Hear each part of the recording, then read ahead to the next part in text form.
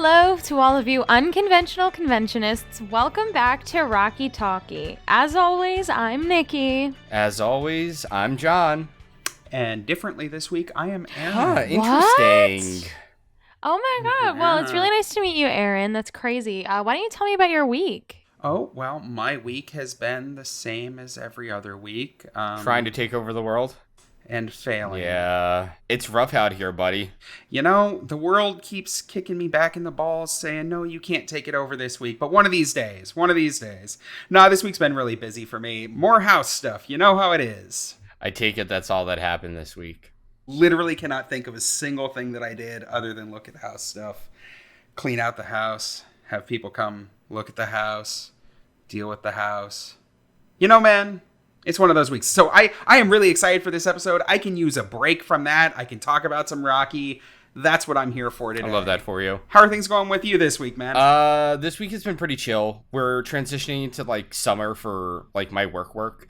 So there isn't really much going on, which is great news for me because my favorite time of doing what I do is summertime because there are no students, there's no events. It's just planning for the year. So we get like a lot of breaks. We get like every Friday off. It's fantastic. But I feel like aside from that, the only thing of interest this week was, I feel like everyone has probably watched it at this point, but I am hyper fixated on Bo Burnham's Inside right now. And on Thursday, it released on Spotify. So I've been doing literally nothing but listening to it over and over and over again because I too am a millennial who suffers from existential dread.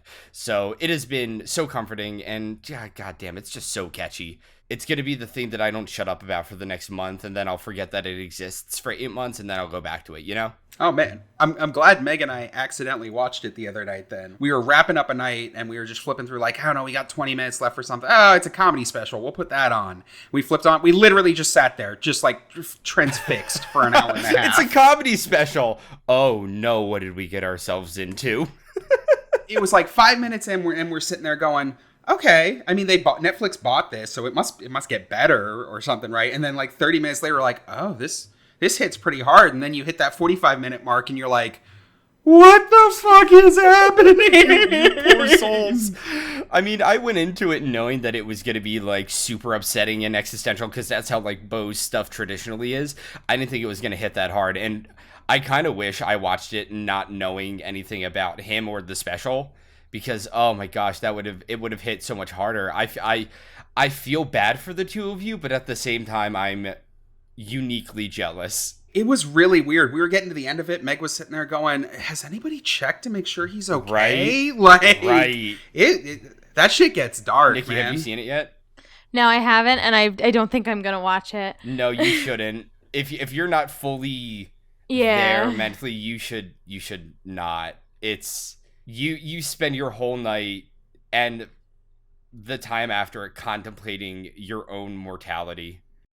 Yeah, I've heard a lot of reviews about it, and I was like, I think I'm gonna have to sit this one out. Yeah, at least for a little bit, because it's really tough to watch. But aside from that, since you didn't watch Bo Burnham's Inside this week, what did you do this week?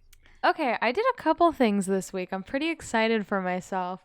First of all of my friends are now officially fully vaccinated, so we were able to get together. And for me, personally, a party is 4 people and a bottle of rosé. But I had 5 people over and a bottle of rosé, and we had like a little party at my house, and it was nice. And I also, at the party, you know, the drinks were shared and TikToks were made. And I had a TikTok go like a little viral, unless you ask Jacob. Apparently it didn't go viral, but I think it went a little viral. And I actually hit 13K because of it, which I know isn't a big number, but I was really excited about it because I've been stuck at 12 for a while. So it was like a very good week for me personally. I love that for you. I don't know how you handle your the TikToks that get like intense views like that, because I made one over the weekend that is at 21K views right now, and I don't know how you handle it. Honestly, like I have a second TikTok where like I vent about having my first TikTok because like I was not put on this world to have a platform, and I don't have a platform. I have an account that just so happens to get a lot of traction sometimes. Yeah. And I literally was not built for it. Like I got a decent amount of hate comments on this most recent TikTok, and I don't really know why, because it was just me and Andrea like joking around. But people are just mean. Like, I was literally just making a joke with my best friend, and somebody, like, took it upon themselves to comment on my 6 most recent TikToks about, like, me being ugly and about, like, things about my physical appearance. And I had to block, like, 15 fucking, like, souped up straight dudes. Here's the thing. You know the John Mulaney sketch that's like, children are mean, but they're accurate about it? That is exactly, because that's the main group of people who are on TikTok. They're children, you know? And if they aren't children, they have the mindset of children. So it's like, children are mean, but they're accurate about their meanness. And when you combine that with basically an anonymous app, just the whole world just burns, you know? Yeah. Also, FNS is holding auditions tonight. We took out 6 new applications on Friday. And there's a couple people from my high school that auditioned. Ooh, good luck and there. I'm so scared. I don't blame you. Uh-oh, Nicki is facing the existential dread of being not the youngest person. Oh, no, that happened last year. That happened last year. They hired like a bunch of 17-year-olds, and I was like, fuck. I'm an old lady. Fuck. Shit. Okay, anyway. Well, anything else, boys? No. All right, well, then let's get started with our first segment.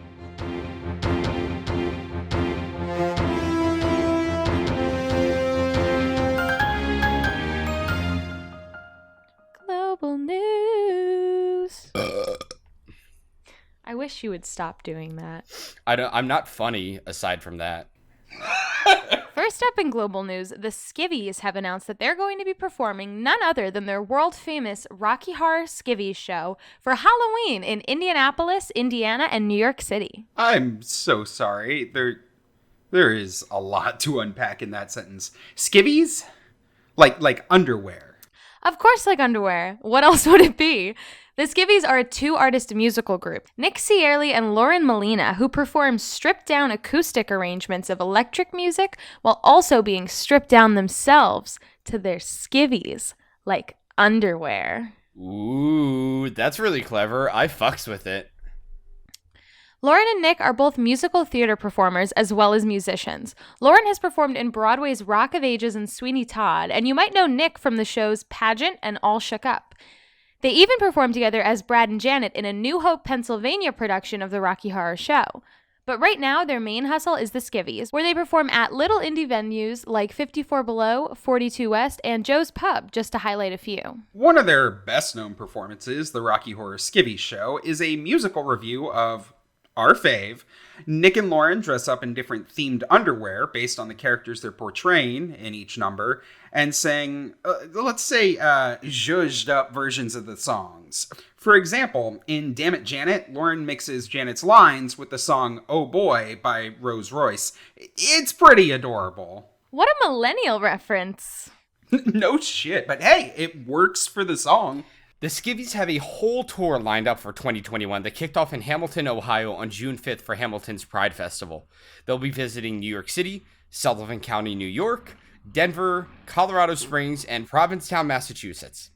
As of now, it looks like the last 2 tour stops will be Indianapolis, Indiana on October 30th and New York City on November 1st, where they will be performing the Rocky Horror Skivvies Show.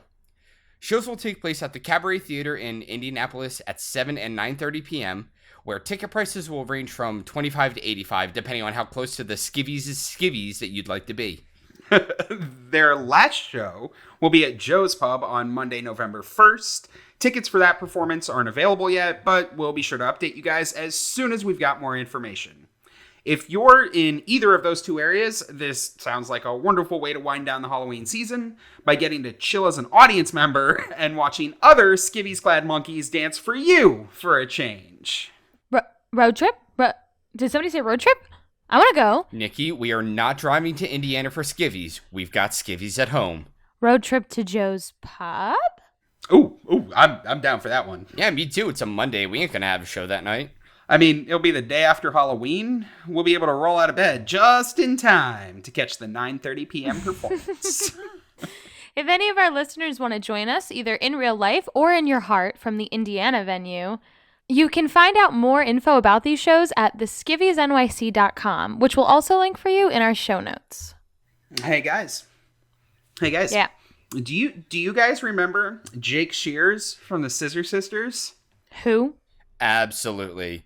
I tried to go see Kinky Boots when he was Charlie, and I got his understudy that night, and I was so fucking mad. Like, Oh man. the Scissor Sisters, their stuff is a little before my time, but Let's Have a Kiki will never not be iconic. Oh man, I got to see the Scissor Sisters twice live. I absolutely is my favorite concerts of all time. Anyway, Jake has done lots of other stuff too outside of the Scissor Sisters. I mean, at one point he was a go-go dancer in New York City. In 2018, as John just said, he starred in Kinky Boots on Broadway, and he's even written a memoir.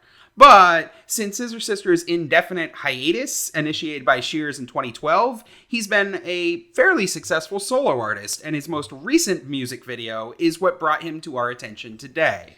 Yeah, the music video for his new song, Do the Television, is filled with tiny clips from a bunch of movies and TV shows, and we've spotted 4 moments of on-screen time for shots from Shock Treatment. Now, not even all Rocky Horror fans always like Shock Treatment, so we sent John over to interview Shears on his choice to include Shocky in his music video and figure out just who hurt him. That's right, broskies. Join me, our resident content consumer, John Filberschlager, as I interview Jake Shears. Roll tape. So that was the initial plan, but apparently Shears is an internationally popular artist who consistently puts out well-selling music. Whatever the fuck that means. So neither I nor Rocky Talkie have the clout to interview him, so we just had Nicki look him up online to see what his deal is. And I was actually too busy doing like hot girl shit for Hot Girl Summer this week, so we ended up giving it to Jacob. And about 30 minutes before we started recording, Jacob handed me a wet rag with a Post-it note wrapped inside. That wet Post-it note had a link to a Google Doc on it, and we'll be reading from that Google Doc. I guess what we're trying to say is... Thanks, Jacob. That's not at all what we're saying. Shut the fuck up, John. I think that rag had literal shit on it, so we are not fucking thanking Jacob. But getting back on track... Like a lot of us, Shears is someone who found Rocky Horror when he was young and vulnerable. And the pretty colors and dancing aliens drew him in, eventually influencing his art. Shears has always been a part of the alt scene, from tap dancing classes with his mother in 4th grade to his flamboyant style of dress and performance with Scissor Sisters.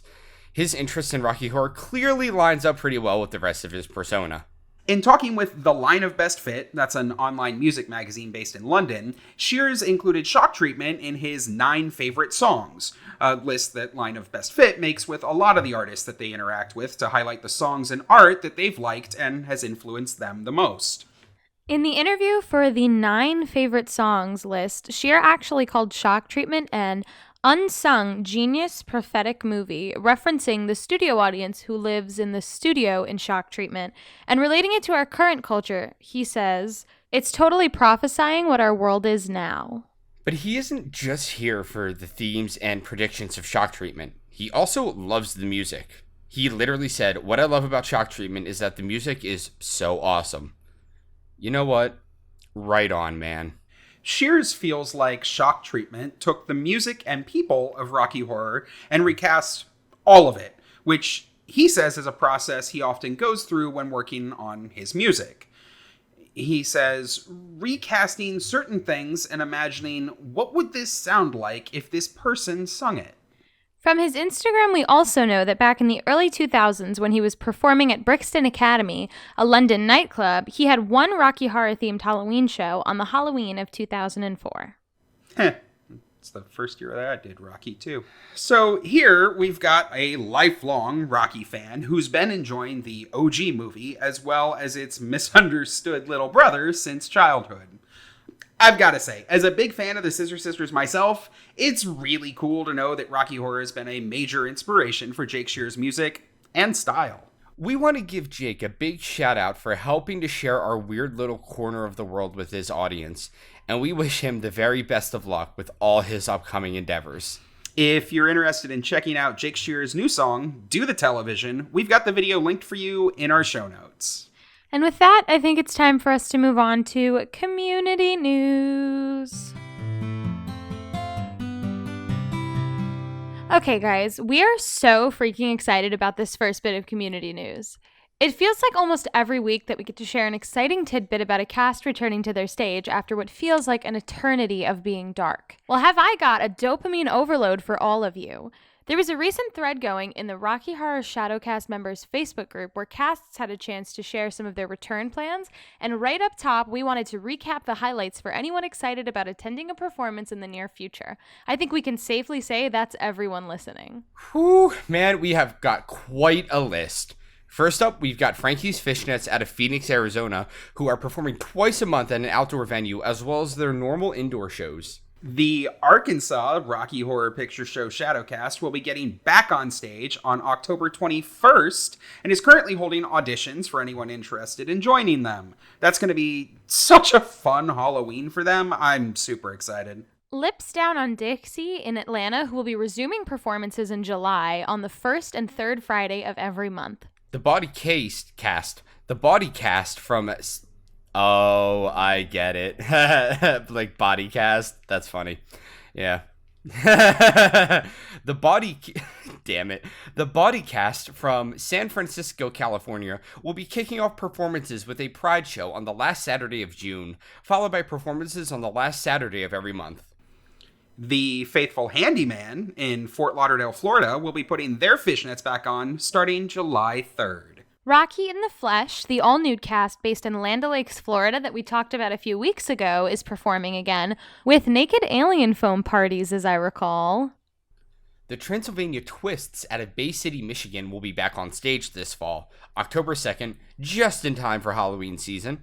Frankie's Favorite Obsessions in Las Vegas, Nevada will be starting performances back up again on July 3rd. Their first performance back will also be their 20th anniversary show. Hoopla! The Friday Night Specials cast, based in New Jersey, has been and still is performing the first, third, and fifth Friday of every month. The Denton Affair in Cincinnati, Ohio, will be back on stage starting June 26th. Sweet Translucent Dreams, which is a roaming cast that performs in the eastern Pennsylvania area, has been up and running for quite a while, currently working exclusively outdoors. They performed 10 drive-in shows last season and currently have 6 confirmed shows for summer of 2021. Their indoor showings will also be resuming soon. Spaced Out Sensations, also based in eastern Pennsylvania, is currently holding monthly outdoor shows. RKO is, of course, performing drive-in shows all over New England. They just did a big Pride show at the start of June. We've got the Denton Delinquents in Vancouver, Washington, who will be resuming performances on June 26th. The Blue Musketeers out of Tacoma, Washington, are back doing shows the second and fourth Saturdays of every month. And last but not least, Velvet Darkness cast in Madison, Wisconsin, will be resuming monthly performances on June 18th. Hey, does anyone here know out of Madison? Get out. This is by no means an exhaustive list. If your cast is getting ready to get back to business to defeat the Huns, or maybe you've already resumed shows, please let us know so that we can spread the word. I mean, yeah, a lot of people are coming out of lockdown and are looking for, some fun shenanigans to get into. And Rocky is nothing if not a fun shenanigan. Let us help you get the news out. And to all the casts who are just a few days or weeks away from resuming performances, we wish you all the broken legs in the world. We're so freaking excited for you, and we hope all of your shows are magical and fun. Speaking of magical fun, we here at Rocky Talkie have heard your demands. Okay. You want more Jacob. We're not sure why, but here we are. So, on this episode, we've decided to invite him to write his very first personal piece, where he'll be expanding his rad-tastical bit from last time, revolving around 2 truths and a lie, into a whole bomb-tastic segment? Wait, this is written like I'm an obnoxious preteen who's way too happy about Jacob's segment. God damn it, Jacob, did you write this? Jesus fuck. Now you don't get the nice intro. Now you get the shitty intro. Nikki, do the shitty intro. Any listeners who value their sanity can skip ahead a few minutes, because our staff writer is just going to talk for a little while. John, Nikki, Aaron, thank you so much for the invite. As the man writing the script, it's always nice to hear you guys degrade me before an introduction. The insecurity really makes my star factor shine. As Aaron mentioned, I'm back this week for my first try at my own segment. Today we'll be playing 3 competitive rounds of 2 truths and a lie. Today's subject will be the life and times of Jake Shears. And if you were listening really closely to that earlier segment about him, you will not be even remotely better off, because this is a game of chance, and anyone having a leg up is cheating. Aaron. What did I do? I can see you checking your phone for notes. We haven't even started the game. And you can't see me. We're recording audio. As if you don't know about the camera I installed into your chair in your office and have been consistently watching you through for the past 2 to 5 years. Right. Like we aren't all aware of and totally okay with that. Now, Aaron, this is my piece. Stop hogging the talk time. Meg promised me there wouldn't be tests on the podcast. It's not a test. It's fun. We're having fun. Now let's get back to the game. We have 3 rounds. Each round will consist of 3 facts about Jake Shears' life. 2 of the facts will be true, 1 will be false. If you guess correctly which fact is false, you get a point. Get the most points and you win. Our first 2 rounds will be me simply summarizing the facts of Jake Shears' life. But as a special treat, the 3rd round will be me performing the facts of life. Without further ado, let's get started with round 1. Now here are 3 facts about Jake Shears' life. If you can accurately tell me which one is false, you get a point. And from there, you will be compensated with more or less lines in future episodes. What? Our first fact, Shears' wild year. After taking an over 6-year hiatus from creating any content, after indefinitely discontinuing the Scissor Sisters in 2012, Shear had an incredibly prolific year in 2018. In January 2018, he made his Broadway debut when he starred in Kinky Boots. A month later, in February, he published his autobiography, Just Keep Swinging. And about half a year later, in August of 2018, Shear released his debut solo album. Our second fact, the hopeless writer student. After moving from Washington to Kentucky to New York, Shears took up studies at the New School, majoring in fiction. In fact, before he found music and began performing, he had always thought he was going to be a fiction writer. Our third and final fact for this round, band trouble. Shear actually wasn't a part of the original Scissor Sisters.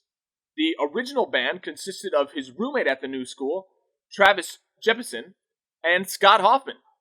Shear later joined the group, eventually became the frontman, and after Jepson left due to a band dispute, Shear and Hoffman dramatically rose in popularity, getting gigs left and right. Alright guys, for these first 3, how do we vote? Where's the lie? So my guess here is that all 3 of these are accurate, and there is some small detail in one of them that Jacob is trying to screw us on. Yeah, I'm going to agree with that, and I think that it's going to be the first one about the book. I don't know if that's either A, not the name of the book, or B, that's not the year that the book came out. I like that. Because I do know that Jake Shears, I'm pretty sure Jake went to the New School, so that seems pretty legitimate. I'm going to say the book. That's going to be my vibe. I think that's going to be my vote. I'm going to go with B. I know nothing about this guy, but when I was in high school, my theory was that they wouldn't make the correct answer A or C because they were too obvious, so I'm going to go with B. B is my answer. Well, I think that leaves me with C, but I'm leaning towards C. I bet that this is a true fact, but I bet one of these names is made up, so I'm going to go with C. All right, good job, everybody. The actual lie is C. You are correct, Aaron. What part? Did you make up one of the names? No, actually. Travis Jepson was actually his roommate, or at least somebody he went to school with at the New School. I couldn't find out exactly. But Jepson was someone who studied the visual arts and not music or writing or anything like that. So while they were friends, he was never a part of the Scissor Sisters.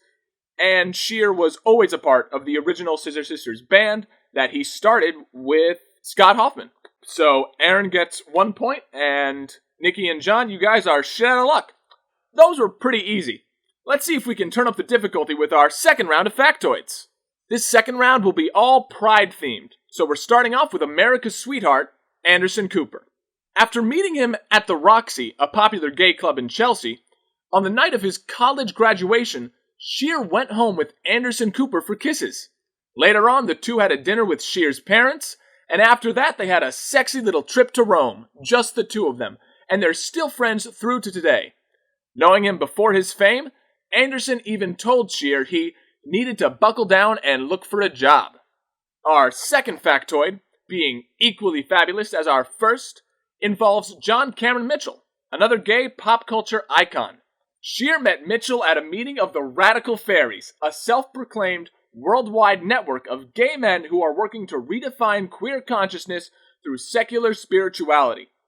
At the meeting, Shear convinced Mitchell to direct the music video for Scissor Sisters' then not-so-popular Filthy Gorgeous, and the rest is history. Last but certainly not least, we have Elton John. Now, it's well known that Elton John and Jake Shears are friends. In fact, they discussed each other in The Observer back in 2006. But what most don't know is that their friendship is no accident. A group of well-connected international gays who go by the name the Revolutionary Nymphs, a group who works with celebrity members of the queer community to fight for gay and trans rights abroad, orchestrated a meeting between Shear and Elton John shortly before Elton's civil partnership in 2005. All right, guys, for this second set of questions, how do we feel? I want to go first. I'm going to feel like an asshole if I'm wrong, but I'm often wrong, so I'm probably going to feel like an asshole. I just feel like C has to be the lie, because there's no way that there is a Radical Fairies and a Revolutionary Nymphs. And if there are, I'm sorry. No, I'm also going to go with C, Nikki, because I do know that the Radical Fairies does exist. Yeah. That is an actual group of people. Yeah, but the there's Revolutionary no way. Nymphs there's no way in hell the Revolutionary Nymphs exist. Yeah. I pride myself on knowing a lot about like nonprofit and like social justice advocacy groups here and abroad, and I've never once heard of the Revolutionary Nymphs. Yeah. So I'm going to go with C. Okay. You know what? I think I'm going to have to go with A on this one because I'm pretty sure that if Anderson Cooper had hooked up with Jake Shears, I would have heard about it from Andy Cohen. So let's go with A.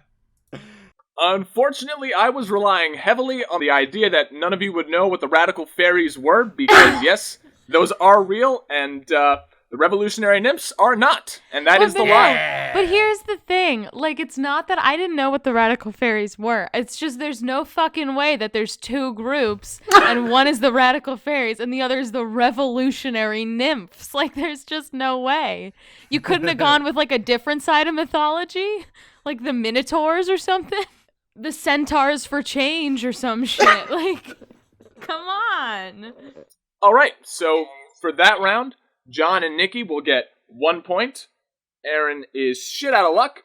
So we're all tied at 2 points, meaning it'll be decided in the third round. Last but not least, we have our special third round.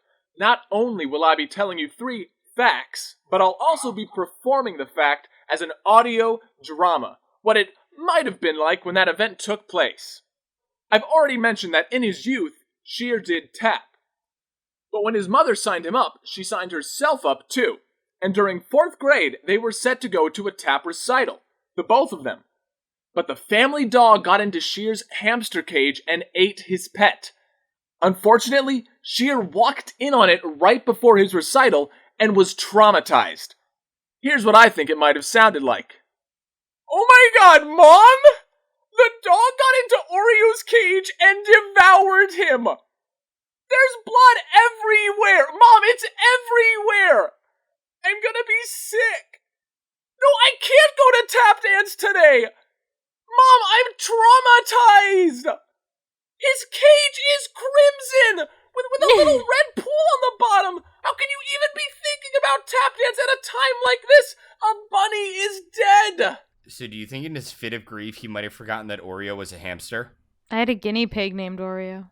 Next up, we have a set of 2 factoids involving Dan Savage, because seemingly every gay celebrity knows every other gay celebrity. And seemingly, Jacob thinks Anderson Cooper, Elton John, John Cameron Mitchell, and Dan Savage are the only gay celebrities? So, when he was barely 17 in 1995 and still in the closet to his parents, Shear began calling into Dan Savage's radio advice show, Savage Love Live. Eventually, Savage and Shear met in person at a queer youth dance in Seattle, where Savage told Shear he should come out to his parents. Shear took his advice, and this is the conversation they had at home. Oh, Jake, you're gay?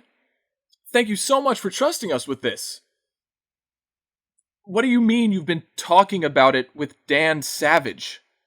The man is a fucking 32-year-old radio personality. You're 17! No more talking to Dan Savage! Because you can't talk to a 32-year-old man as a 17-year-old. That's not okay. Jake, we love and support you no matter what, but son, we insist you stop having secret meetings with Dan Savage this instant. No buts, mister! Alright, and for our last factoid, despite what I just made up for my dramatic reimagining, Savage and Shear didn't meet until later in life, through Anderson Cooper of all people. Though by this point, Shear was still not out to his parents, and here, in adulthood, Savage convinced him to take the plunge.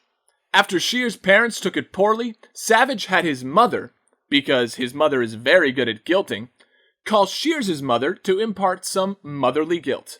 I think the conversation went something like this. Well, some people like Pepsi and some people like Coke. You can't fault them for what they want. Oh, Donnie, his son is a famous international performing artist. It's not like he's, a go-go dancer or something. So let him love who he loves, and don't you dare feel shame for that. All right, for those last three, those three spectacular performances, where do we think the lie lies? I mean, it's one of the second two, right? They can't both be true. Okay, I'm actually going to answer this one last because I 100% know the answer to it. And I don't want to say anything to like skew your answers, you know what I mean? I'm going to go with B because, like I said prior, I feel like the middle is the safest and I have absolutely no idea which one it is. I think I'm going to go with B as well. I don't think that you would have pulled Anderson Cooper out of nowhere. It's got to come from C if it didn't come from the previous one. That's my answer, B. Okay, so the answer is C. C is the lie because Jake Shears has always been gay. He's been gay for a really long time. He came out super, super, super young. The answer is 100% C. Both of you are wrong. Y'all dumb. All right, good job, guys. John is, in fact, correct. Jake Shear came out to his parents when he was very young, around 17. He was having issues and questioning his identity, and he did call in to Dan Savage's radio show multiple times, and after meeting him in person and telling Dan about his issues with his parents, Dan urged him to come out to his parents, and once he did, his parents weren't super duper accepting, and as a result of that, Dan Savage actually had his mother call Jake Shears' mother to shame her or make her feel bad for how she was treating her son in reaction to her son coming out. All right, that will be the end of our game show this week. Thank you to Nicki, Jon, and Aaron for your stellar performance. So, Jon gets a point, Aaron and Nicki get no points, leaving the point totals at Jon with 2 points, and Aaron and Nicki both with 1 point, which means Jon wins. Congrats Yay! to everyone. Jon, Nicki, Aaron. Jon is obviously better than Nicki and Aaron for having won, but at least we all tried. I love beating people, and I love winning things. And, you know, as I was writing this, I was thinking to myself, Jacob, this could be a really cool audience participation segment. So I'm curious, would any of our listeners out there be interested in turning this into a segment where you guys get to play and maybe win some prizes? You know, honestly, that's not the worst idea you've ever had, Jacob. Yeah, it would be kind of fun to maybe do something like this every few weeks. Let the listeners send in their answers and winners get a prize. If that's something that you would be interested in participating in, please write to us. Fill out the Contact Us form on our website, rockytalkiepodcast.com, and let us know what you think. If we get enough interest, we can open it up. If not, I guess you guys get to carry on listening to us play. Thank you all so much for having me. It's always a pleasure to write for the show, and getting to perform for this segment was an absolute blast. I hope you all had as much fun as I did, and I look forward to coming back. Wait, what about the answer to last week's question about Barry? Isn't that the entire point of the segment? The 2 truths and a lie were Barry sells his underwear at cons and gets a kick out of people enjoying his underwear. Barry did a cool ad for Pepsi Twist Diet alongside Halle Berry and Hallie Eisenberg. And Barry having a crippling addiction to Thai hookers. Oh, right. I totally forgot about that. They're all true. What? Yeah, all 3 are true. My bear would only ever cop to the first 2, but he and I both know about the 3rd. What? Toodaloo, everyone! Well, anyway, that was a nice change of pace for Jacob, wasn't it? It was nice to not hear about Barry's massive cock for once. I don't know, guys. He's still the weirdest fucking person I've ever fucking met. Yeah, I take back my statement. Good riddance. Word. And with that, let's move on to everyone's favorite Nicki-flavored segment. Thank you, Aaron, for that majestic intro. Last week, we went super big-brained, and frankly, gents, I'm pooped from all that thinking. So I thought this week we could dial it back a bit and talk about one of my favorite Rocky Horror Shadowcast traditions, theme nights. Oh, for fuck's sake. I take it Aaron doesn't like theme nights. What is it, too much creativity for you to stomach? Does the entire movie lose its appeal when you aren't meticulously dissecting all 70 badges on Frank's jacket? 77 badges. Is that including the Mao badge that only appears in the Mick Rock photos? And what about the Bring Back the Cat pin? The one that appears on the jacket in the TV-only movie Video Stars. No? How do you know about those? Why? Have you seen copies lately? Because I've been looking. Awesome. Maybe they're on awesome. eBay. I gotta go check He's eBay. distracted. John, let's talk about theme nights. I love theme nights. You get to do something completely crazy. You get a break from your regular costumes. Everything is so relaxed and chill. You're not as worried about screen accuracy, and you get to take on a whole different role entirely. I mean, yeah, I wouldn't be New York's ass director in charge of theme nights and pre-shows if I didn't also love theme nights and pre-shows. I mean, that's a lie. I'd still do it even if I hated it, just because the money is so damn good. But it also helps that I'm a sucker for a good theme show. I think the idea of theme nights is pretty obvious, historically speaking, of course. Once people started dressing up in the late 70s to see Rocky, it was only natural that you might want to wear a different costume one of the hundreds of times you went to the theater on a Saturday night. Hell, we mentioned it before, but the UK stage show is still a lot like that. You can get away with wearing anything to those things. It's more like a costume ball than an effort in accuracy. And throughout the 80s, 90s, and into the modern era, we've seen the massive movement of nerd culture becoming mainstream culture, even more so in the last decade. Stuff like video games and cartoons and anime and comic books are no longer dweeby endeavors, they're mainstream pop culture phenomena. And Rocky has existed all throughout the evolution of mainstream culture's adoption and absorption of nerd culture. So while it might have been a little nuts in the early 80s to think about doing a Star Wars theme night, these days, it seems like a natural extension of cosplay culture and the growing geek fandoms that actively encourage wearing the costumes and playing the characters. A bit of a don't dream it be it for the mainstream. Exactly. So, of course it was natural for Rocky Horror to take on the idea of theme nights. What better way to get a break from our usual dress up than with even more outlandish costumes? You want to throw us a bone here, Aaron? Maybe some history about theme nights? I have no idea where that would even be documented. It's not. And I mean, what is there to say? Oh yeah, you dressed up as Jabba the Hutt, Frank. You're so fucking clever. Good thing that joke works for an entire movie and it isn't fucking stupid when you realize you can't move around the stage. You okay, buddy? I'm sensing some hostility here. When the hell did someone do Jabba the Hutt Frank? Because I would pay to see that. Yeah, that sounds dope as shit. Oh my god, you two are the problem. This right here is the problem. It sounds dope as shit, but it ends up 9 times out of 10 as being just plain old shit. Okay, sourpuss, calm down. John and I can take it from here, and how about you pipe up a bit later when you aren't going to blow a gasket?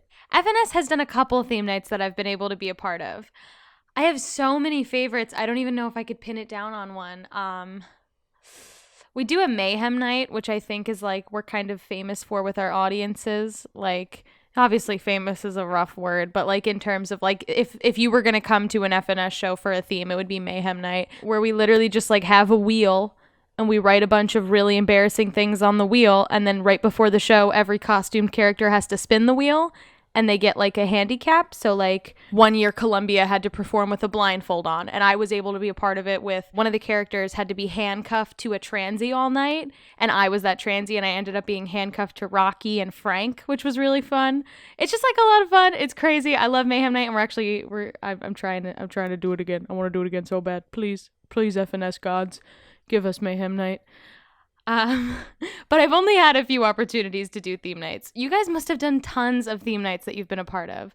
What's your favorites? I think I have two favorite theme nights that I legitimately can't choose between. So the December before quarantine, we put on a punk show and we called it Punk Rocky. And Punk Rocky was so cool. I don't know why we had never done it as the NYC show before. I mean, we probably have done it in the past, but like not since I've been part. But it was just such a cool show. The costumes were all absolutely fantastic. It didn't necessarily stray too far away from the show itself, because that's the issue that I have a lot of times with theme nights, is that the theme is either too niche or it's too hard to dissect when looking at it, you know?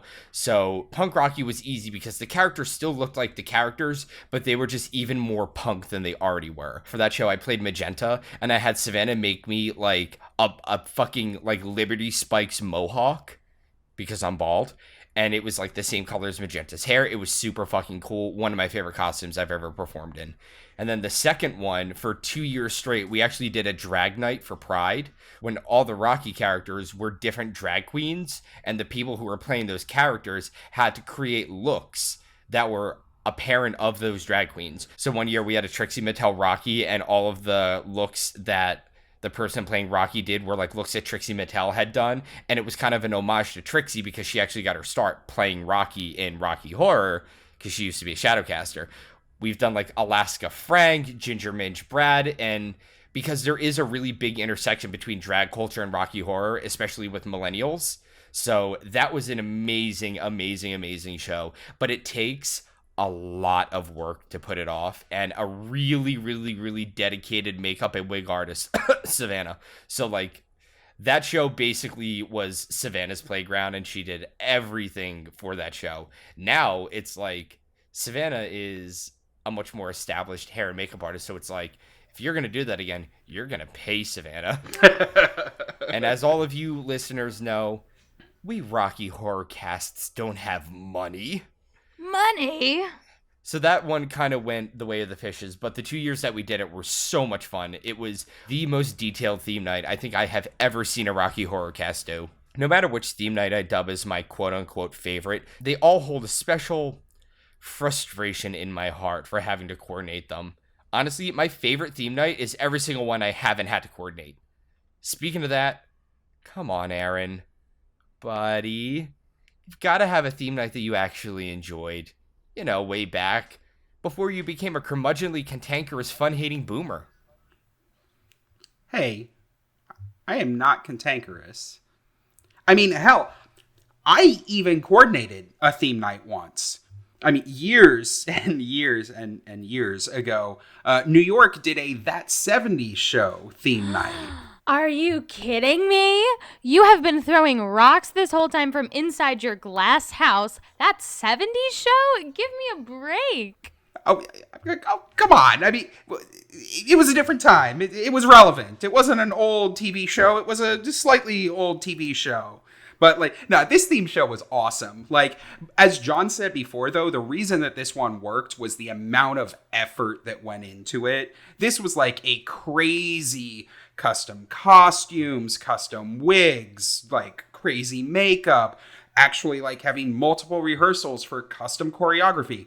They did all of Floor Show on fucking roller skates, which if you've ever wanted to, like, think about hurting yourself on stage, now think of hurting yourself on stage in roller skates. Like, it was absolutely insane. There was a ton of fun, different things that went on there, and like the audience really responded well to it. It was one of the theme shows that I think actually really worked as a theme. I mean, New York always does, or in the past had always done a ton of different like summer theme shows or beach night shows or like all of these kinds of things. But this one really worked because it had a clear goal. It had a real like ambition to it.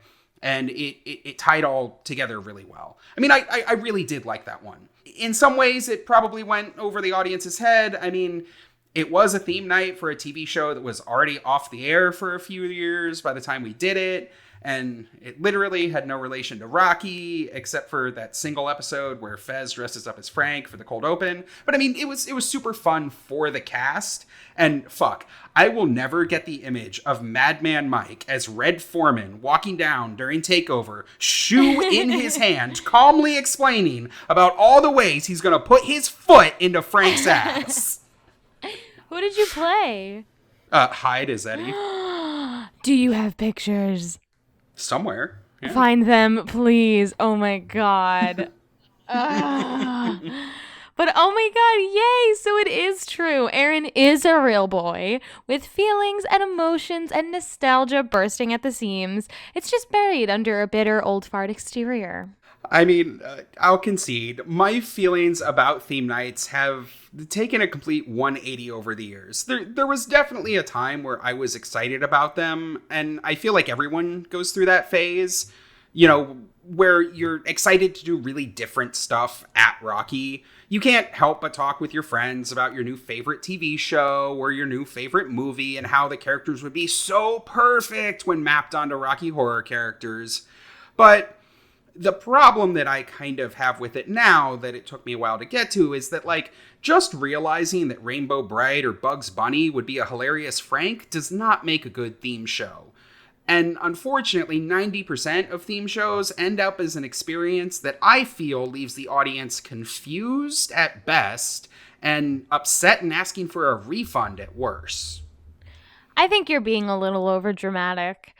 Sure, My Little Pony or that 70s show theme night may not be what the audience was hoping to see, but that's not most theme nights. Most theme nights are Christmas or lingerie or classic monster movies or Star Wars.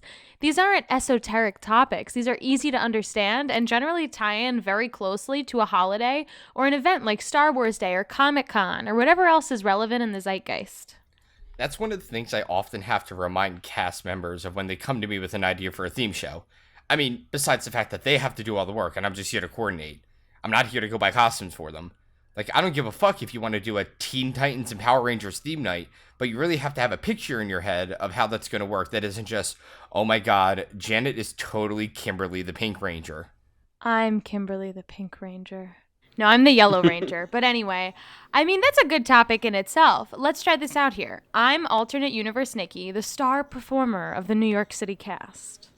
Alternate universe Nikki has a bitchin' goatee. Damn fucking right she does. And me, AU Nikki, goes to alternate universe John to pitch a pre-show night. Also, alternate universe John has a bitchin' goatee. Obviously. So how does this conversation go? I've actually got a great idea for a theme night based off of a theme night that a cast member actually pitched the other day. Uncle Sam night. We're all dressed as Uncle Sam with no context and no explanation. All right. First off, no. Excuse me, alternate universe Nikki gets everything she wants. No, really, listen. Like it's 4th of July. Get into it. That would be the only thing that I would say. What I would end up saying is like, let's actually do this. We'll do it the weekend of the 4th of July. Okay, well, fuck you. Then we're doing a Teen Wolf theme night. I'm doing a Teen Wolf theme night. I'm gonna play Lydia Martin as Columbia. Okay, cool. We'll take that one because that's actually a really good jumping off point. So, when people come and pitch to me a theme night, I'm very open about the types of theme nights. My other two directors, they might be the ones to poo-poo it, but I'm the individual who brings it to them. But here's the thing. The person who is pitching the theme night, that becomes their baby.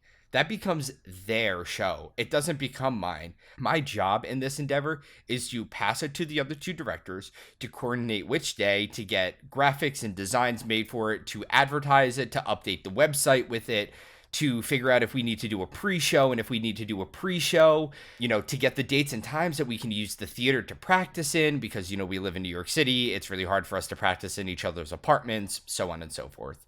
I always ask them, like, what is your budget? Where are you getting the money? Are you asking these performers to buy more costumes out of their pocket? Or are you going to try to pitch that we are going to bankroll this as a cast? Because if we're going to bankroll this as a cast, you better have a good reason as to why this is an extremely important pre-show. Secondly, speaking of, are you going to ask these performers to buy more costumes out of pocket? you are also going to be the individual who is responsible for, at least for the most part, casting this show. Because even though Meg, myself, and Eric oversee casting at shows, we are not going to be going around to people being like, hey, here's this idea that we have for a Teen Wolf pre-show. Email John at my email to let me know if you're interested in being in this pre-show. No. If Alternate Universe Nicki wants to do a Teen Wolf pre-show, then Alternate Universe Nicki is gonna have to find 9-10 other individuals who are willing to purchase multiple costumes out of their own money and are fans enough of Teen Wolf to do that pre-show. And a lot of times what ends up happening with pre-shows is that they can't find those people, number one, or number two, they expect me to find those people for them. And neither of those are the case. And then secondly, are there special pre-shows or other things that need rehearsals? Like, first off, good luck coordinating that. I can help you get the theater, but I am not helping you coordinate those dates and times. You know, that is up to you to form your own little group with those people, to coordinate what times they are available, and then you just let me know and I let the theater know. Like, that's my play there. And finally, does your pre-show even make sense? And why does the audience think that it's cool? So, like, there are some theme nights that work really well. Like, Punk Night. That works really well. Drag Night works really well because of the intersectionalities with the communities. And then there are other pre-shows that we've done before, like Marvel. Everybody knows what Captain America looks like. Everybody knows what Thanos looks like. Like, that makes sense. Harry Potter is another one. Like, these are worldwide franchises. We've done a Pokemon theme night that went over really well. But if you're going to sit here and tell me that Teen Wolf is a worldwide phenomena, you can get your head out of your ass because it's not a hat. Hey, this was an example. This is not a hate on Teen Wolf time, okay? Okay. But that's the big thing. Like, so for the Uncle Sam night, like, is that hilarious in nature? Abso-fucking-lutely. But when you think of something from the lens of, like, you think it's funny, when it gets put onto a stage, it becomes masturbatory. And that's not what theme shows are supposed to be. Rocky Horror as a Shadowcast is masturbatory as it is. We don't need to make it more masturbatory. It needs to be something that not only we as a cast can digest, but the audience, especially tourist audiences, because that's who we primarily cater to, can absorb as well. So it's got to be big picture things, something that you can look at that and be like, that's a Harry Potter theme night. I see what they're doing. It's really hard to do that with Teen Wolf, you know? And that's not me hating on Teen Wolf. That they're just wearing clothes. Yeah, no, this was a joke. I don't actually want to do a Teen Wolf. I don't believe you. Actually, no. If we're going to be here, then we're going to fucking be here. I'm going to make the argument that we could do a Teen Wolf theme night because they aren't just wearing clothes. You're forgetting the fact that they have, you know, villains that look fucking weird, okay? They have wolf forms. Lydia Martin's a banshee. She screams, okay? Let's talk about Malia Hale, were-coyote, okay? Her eyes glow blue because she's an Omega. Let's get into that. You know, like, you got contacts, you got prosthetics, you got fangs, you got the Duroc. Let's bring the Duroc into this shit. The Nogitsune, perhaps? Come on, man.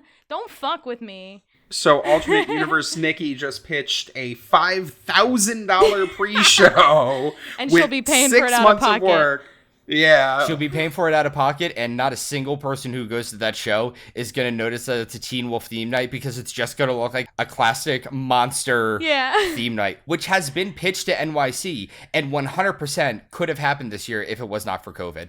Our cast member Greg pitched a monster movie theme night before, and that is a genius theme night. It's great. We've done it before, too. It works well. Yeah, because everyone can look at something and be like, that is a Wolfman. That is a Banshee. That is Frankenstein. People aren't going to look at that and be like, that's Teen Wolf. It's Wolfman theme night. I didn't understand all the basketballs. Let's talk about this as well. The movie Teen Wolf is basketball. The TV show is lacrosse, okay? Oh, my Lacrosse. There's a TV show? That's what I'm referencing, yes, the TV show. I didn't even know there was a movie. I just knew the TV show. Yeah, I've seen the movie and the TV show. Wow, I just thought that, like, I didn't remember the plot of the movie really well, because Nicki was going off, and I'm like, where the fuck is there a banshee? This is about Michael J. Fox being awesome at playing basketball. He surfs on top of a car, like, what's this shit about stuff happening? Nah. And I remember many moons ago, somebody had pitched a Once Upon a Time theme night to me. And while shit. again, that is a great idea, but that doesn't translate. It's just going to be a fairy tale theme night. That's Disney theme night. Yeah, I was gonna say that's Disney night. Yeah, and we did that, and it was great. Yeah, Scar Eddie was so sexy. Thank you. I really wish that I had the time to do the full costume. Maybe if we bring back the Disney night, again, I can do the full costume and reprise my Scar Eddie. Let me guest perform as Columbia. I'll be Nala. I love it. Anyway, I have two things to say about this. First of all, I find it fascinating how differently casts do things, because I know that every cast is different and they have their own culture and they have their own ways of how things work. But the thing that you are explaining to me right now is not even it is football fields away from how FNS does it. And I find that so fucking cool that casts have somehow managed to do the exact same thing, but in such different ways. And it's just wild to me. You guys are what's your budget? How are you going to make this financially happen? Whereas with FNS, it's maybe it's because we're a smaller cast. So it's our director will be hey, we're going to do this theme night. Is that okay? Who wants to perform? And it comes down to times where we'll all pitch so many costumes that some of us don't even get to perform. People on New Jersey are I want to give you all of my money. I just it's just it's so weird to me how different things are. But also you kept mentioning how a Harry Potter theme night was so easy to do because of the universe. Not easy, but in terms of the audience handling it. Yeah. And I wanted to bring this up before. Can we please, for just a brief moment, discuss Midnight Insanity's Harry Potter night? I know it's really old, but I saw it when I first joined the community and have hyperfixated on it ever since, because Brad being played by Ron and Harry absolutely changed my life. Yeah. I fucking love that. I highly recommend, Nikki, if you haven't seen it yet, to check out, I don't remember if it was RKO or if it was FBC, but one of them did a Harry Potter night, and 13 played Voldemort as Frank. Yes, I saw those pictures. Probably my favorite theme night costume of all time. Teeb's Voldemort is perfect. It is the quintessential Rocky Horror theme night costume. There is no better. I mean, and those are the ones that work, right? The ones where people go all fucking out and they really want to do it and be in it and play that role.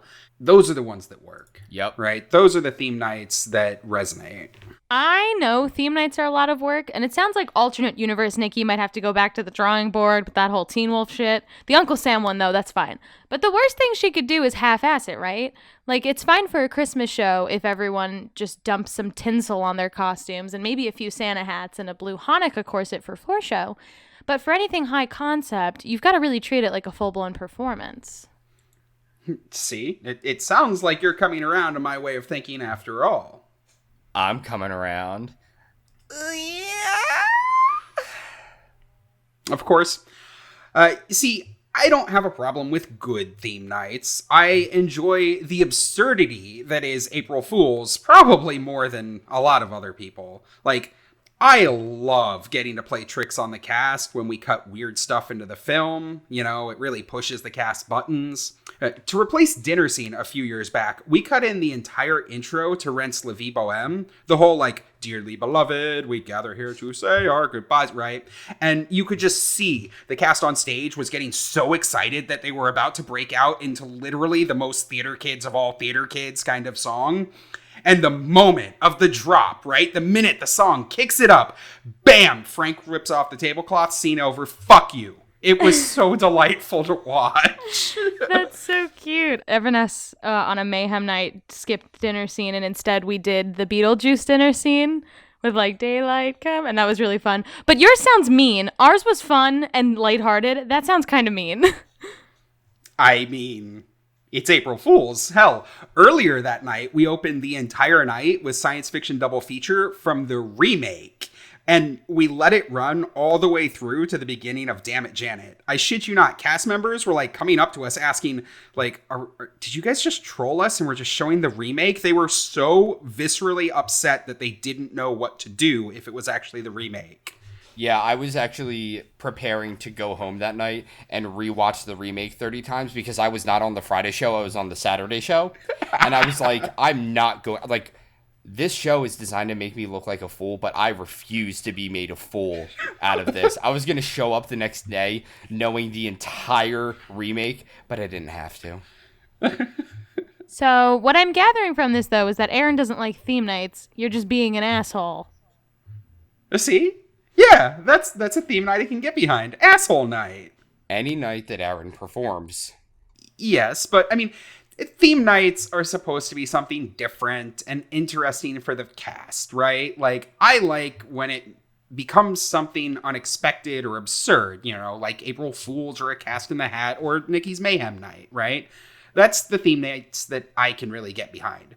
But Hello Kitty Adventure Night, I'm sorry. Unless you have, like, a bunch of $1,000 furry costumes that, like, are crazy and just insane, that sounds fucking stupid. Like, Frank wearing cat ears is not a theme night. It's lazy. Wow, gatekeep much? Just because cat ears isn't a fun theme night to you doesn't mean that the rest of the cats wouldn't get something out of it.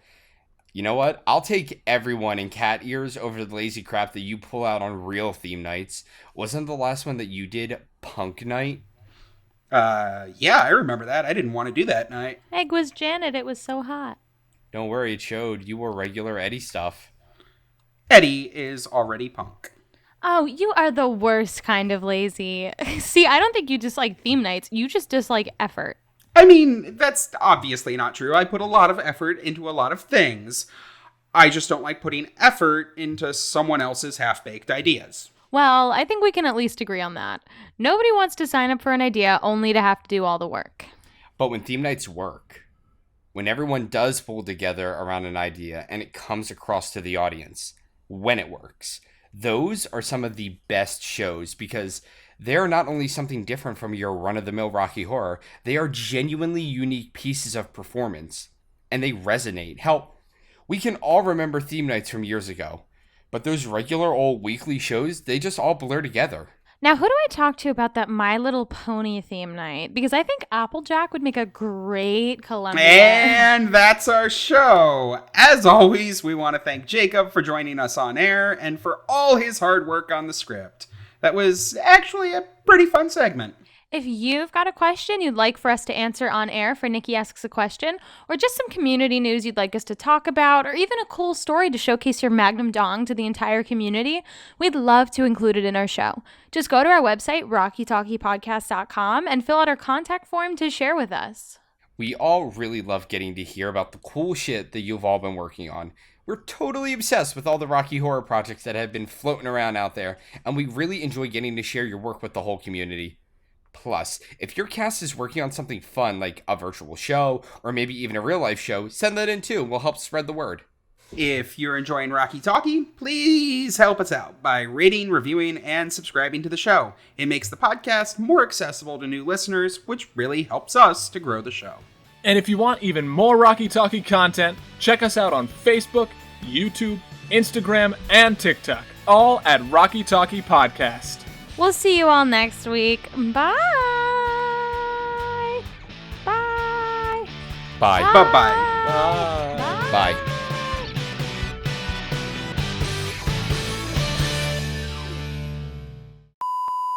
First up in global news, the Skivvies have announced that they're going to be performing none other than their world-famous Rocky Horror Skivvies show for Halloween in Indianapolis, Indiana? Why the fuck didn't you write that? In Indianapolis, Indiana, and New York City. Yeah. Fuck me. Wait, what did Nikki say? Skivvies. Skivvies. I feel like Skivvies is cuter. So, like, that was the initial plan, but apparently Shears is a internationally popular artist. So that was the initial plan, but apparently Shears is an internationally popular artist. Our first two rounds will be me simply summarizing the facts of Jake Shears. Oh, wait, is it Jake or Jack? God damn it. So many times I typed into ear Jack. I bet the facts are as good as this. The facts are nice. I like my facts. What is the new school? I've never heard of this. It's a school downtown. It's like a super ritzy art school. Okay, because at first I Downtown. thought Jacob was just saying like this was a new school he went to, and I was like, which one? This is so interesting. This is so mysterious. I had that same confusion when I first moved to New York. People are like, yes, I go to the new school. And I'm like, oh, they just Which don't one? For the record, I think that means that I was technically correct. So that puts the current score at 1 victory for Aaron, 1 victory for John. And none for Nikki Zero won the victories for fucking Nikki. marriage maze, jackasses. We're tied.